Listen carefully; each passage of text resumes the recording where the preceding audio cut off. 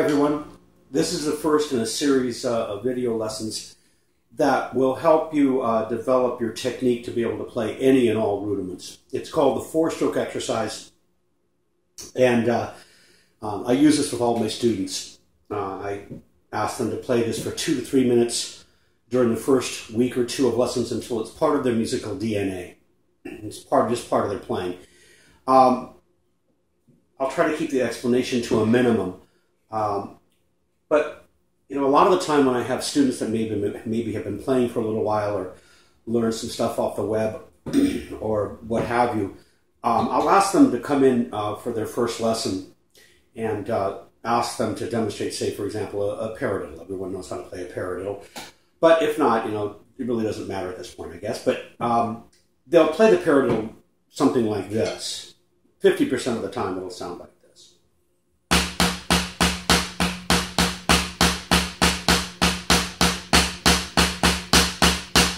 And, you know, of course, there's a lot of issues going on with that.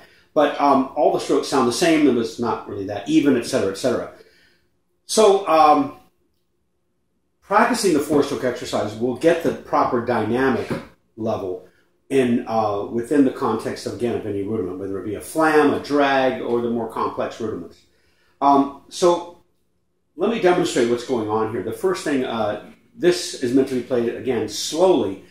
Don't change the order. It goes from what's called a controlled stroke to a tap stroke, then an upstroke, and then a full stroke. It looks like this. The control stroke first, then the tap, the up, and then a full. Now, again, we don't want to change the order. And I think that one of the hardest strokes to play in this is the control stroke, because people will have a tendency to, you know, throw the stick down at the head, and I want my students to, I say, you know, put some giddy up on that stroke, you know, put some energy behind the stroke.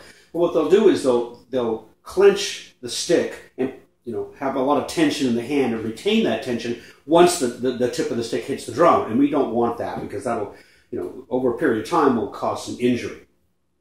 So we don't want this part of the hand to tighten up when we do the control stroke. So a great way to get this started just for the control stroke is to put your hand in the center of the drum and start from the 12 o'clock position, but make sure, of course, you don't hit your hand. We're going to try to get the stick to about that height above the palm. And so this is the control stroke, broken down just for this stroke.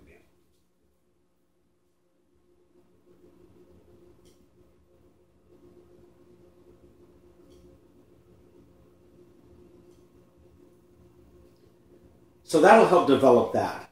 And then you'll end up in this down position. You notice there's a little bit of upstroke when I played that, to let the stick kind of, again, cushion the back of the hand. The fleshy part of the hand absorbs the impact and the shock of the stick, the velocity of the motion of the stick is absorbed by that back part of the hand, so we don't do any damage there. So the control stroke again. Now from the control stroke we go to the tap stroke. Very soft. Very little, if any, wrist movement. And then the upstroke. This one's a little bit strange because we actually do have to lift the stick from this 3-inch position back to the 12 o'clock position. The upstroke.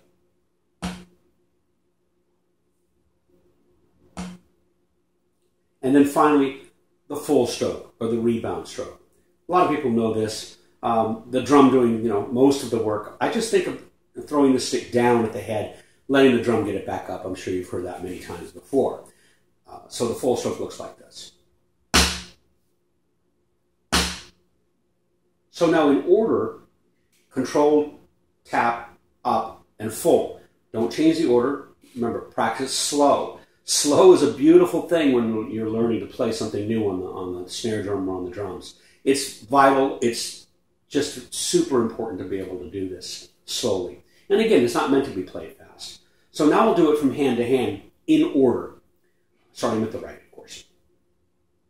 Control, tap, up, full, control, tap, up, full.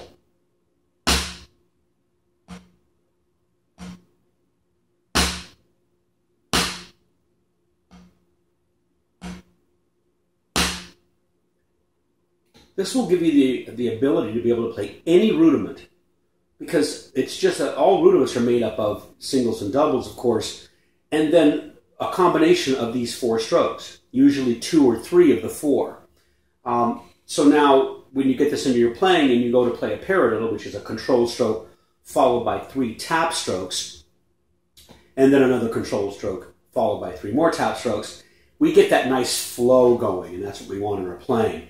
It's a nice flow. I say to my students, let's live down here. Let's live in the tap stroke area for a while. Much more difficult to play softly on the drum or pad than it is to play loud. Speed is of no consequence. I really don't care how fast my students play when they're working this. So the single paradiddle now played with, hopefully it'll sound proper, with the proper accents.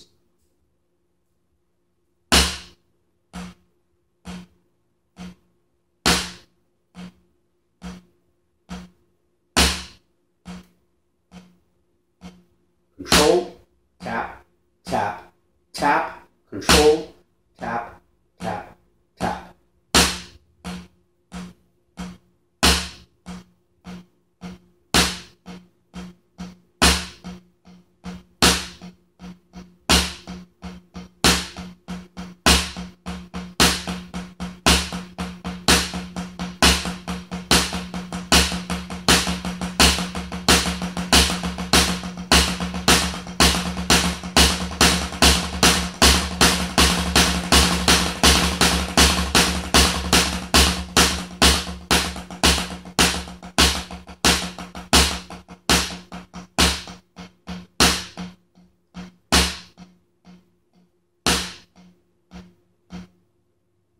Again, I'm paying particular attention to those low strokes. That'll give it that nice, the good quality of sound. Think of these concepts when you're practicing, I think, anything, when you're learning to play the drums. Time is the most important thing. Just playing in time. If you can't play in time, nothing else really matters to me, at least in my humble opinion. Then quality of sound. Does the paradiddle sound correct? Does the flam sound correct? Does a Rademacher sound correct? So, third is consistency. Can you play it the same way every time? That's really an important concept as well. And then finally, speed. Because without those other 3 things, speed won't happen. And if it does, it probably won't sound as good as we want it to.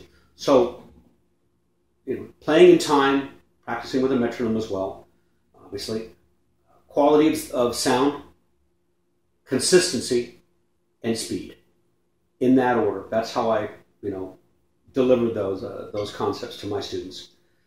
Okay, well, that's it for this lesson. I hope you got something out of it. Have fun with this, and we'll see you in the next video lesson. Okay? Thanks a lot.